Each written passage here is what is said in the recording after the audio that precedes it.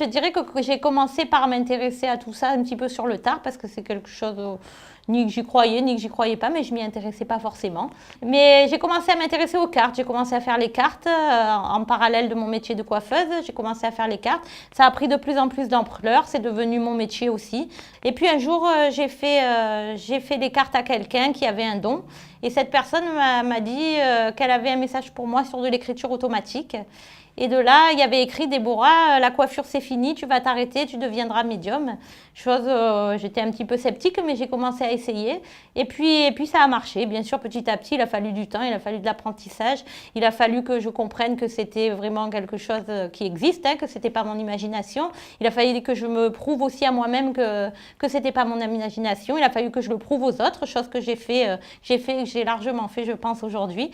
Et voilà, et aujourd'hui, je suis devenue médium. Et mon métier premier, la chose qui me tient le plus à cœur, la chose pour moi la plus merveilleuse et extraordinaire, c'est de rentrer en contact avec les proches. C'est quelque chose de merveilleux, ça ne s'explique pas, c'est magnifique. Moi, je fais parler les personnes décédées à travers moi. Elles se servent de mon cerveau, elles se servent de ma voix. Et c'est comme ça que j'arrive à rentrer en contact avec les défunts. Je vais pouvoir faire une conversation. C'est un petit peu comme si j'avais inventé le téléphone. Alors, est-ce que c'est eux qui l'ont inventé? Est-ce que c'est moi? Je ne sais pas. Mais en tout cas, c'est comme ça que ça se passe. Vous pouvez leur poser des questions. Vous pouvez échanger avec eux. Ils peuvent vous répondre. Ils peuvent aussi répondre à des choses auxquelles vous n'avez pas demandé. Ils peuvent, voilà, il y a des souvenirs du passé. Il y a du présent aussi. Ils peuvent vous prouver qu'ils sont souvent là auprès de vous. À travers ma voix, eh bien, ils vont vous parler comme s'ils étaient là avec leur caractère. Parce que quelqu'un de timide, il va rester timide. Quelqu'un qui parlait beaucoup, ben, il va parler beaucoup. Quelqu'un qui aime rire, il va y rire encore aujourd'hui avec nous. Quelqu'un qui veut vous donner une preuve, eh bien, il va vous donner un détail, un souvenir, quelque chose qui va vous donner une preuve. Voilà, et comme je vous le dis et je vous le répète, c'est à travers ma voix, c'est à travers moi, mais c'est en aucun cas moi qui vous délivre un message. Moi, j'ai pas de message. Je vous délivre rien du tout. Moi, je suis juste un récepteur, une radio, un téléphone. Alors moi, je m'adresse à mon guide. Mon guide, c'est ce fameux Roro, on l'a surnommé Roro. C'est lui qui, déjà, il me protège. Il m'a donné quelques règles à suivre pour pouvoir que les consultations se passent très bien, pour pouvoir avoir les bonnes personnes au bout du fil. Et il est là aussi pour répondre à vos interrogations, à mes interrogations. C'est pas de la voyance, attention, mais ils sont là pour nous accompagner dans notre vie, pour nous aider à prendre les bonnes décisions, le bon chemin, pour nous aider à comprendre aussi certaines choses de notre passé, de notre présent, de notre futur. On a souvent besoin de comprendre quelque chose. Il y en a, ils vont voir un psy. Moi, je vais voir Roro. Moi et parmi tant d'autres, parce que maintenant, il a beaucoup de fans. Beaucoup de fans. Est-ce que c'est dangereux? Est-ce que c'est dangereux? Non. Non, c'est pas dangereux. Non. Alors, il y a des personnes qui vont vous dire on réveille pas les morts, attention, il faut se protéger. Déjà, j'ai une chose à dire, c'est que les morts, ils dorment pas, bien au contraire. C'est même, je dirais que c'est eux qui viennent à travers moi et c'est pas moi qui vais le chercher. Donc, à un moment donné, c'est qu'ils sont bel et bien là. Et non seulement on les réveille pas, mais en plus, question protection. Je pense que la meilleure protection, et c'est pas je pense, et c'est eux qui me l'ont appris, c'est eux qui me l'ont expliqué, la meilleure protection est son mental. À un moment donné, si mentalement, on est équilibré, si mentalement on sait ce qu'on veut, on sait où on va, il n'y a pas de souci. Est-ce que vous voyez des bougies? Est-ce que vous voyez de l'encens? Et comme me disent les personnes décédées, tu as beau allumer du feu, tu as beau mettre de l'encens, moi je suis décédée, ça ne me fera pas grand-chose.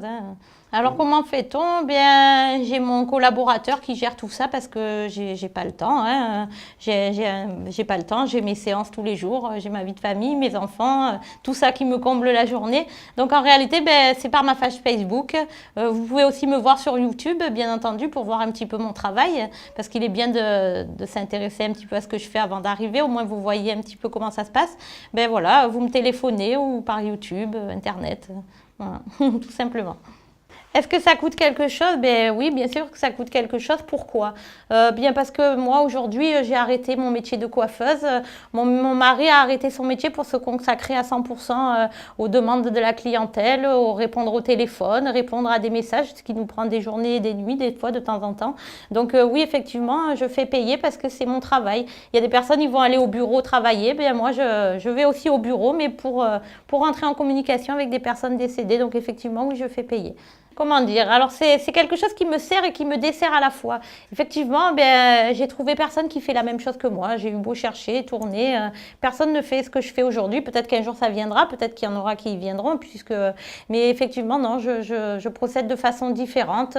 Je suis différente. Chaque médium est différent. Non, pour moi, il n'y a pas de point de comparaison.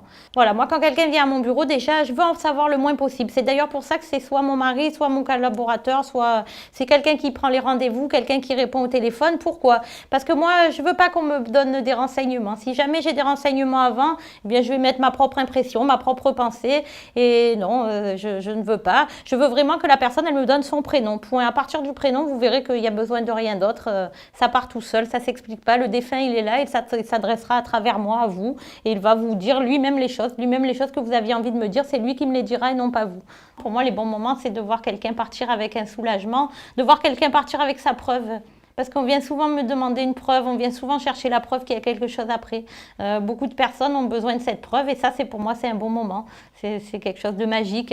Après, il y a des séances qui vont être plus tristes, il y a des séances qui vont être très émouvantes, il y a des séances où moi-même, je suis en larmes parce que c'est magnifique, ça ne s'explique pas. Et une chose à savoir aussi, c'est que les défunts, ils ont quand même un respect. S'il y a des choses que vous n'avez pas envie que je sache, s'il y a des choses dont vous n'avez pas envie de parler, ils le savent très bien. Moi, je suis là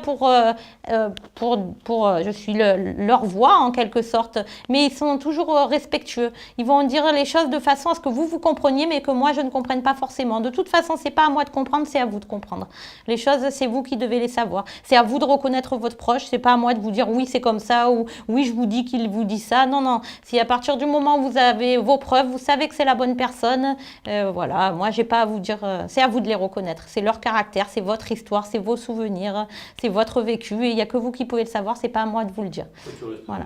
Moi, je reste neutre. Moi, je suis juste un intermédiaire. Je suis le téléphone. Comme si vous preniez votre téléphone et vous téléphoniez à vos proches. Évidemment, il y a la voix. Bon, ça, il va falloir faire avec. C'est ma voix.